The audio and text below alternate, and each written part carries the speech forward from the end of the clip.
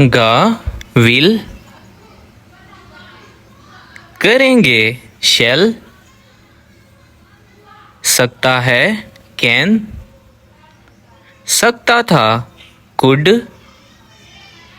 شاید might ضرور must میں ان پر on کے ذریعے by ساتھ with کرتا تھا would کرنا چاہیے. اس کی انگلش آپ لوگ بتائیں.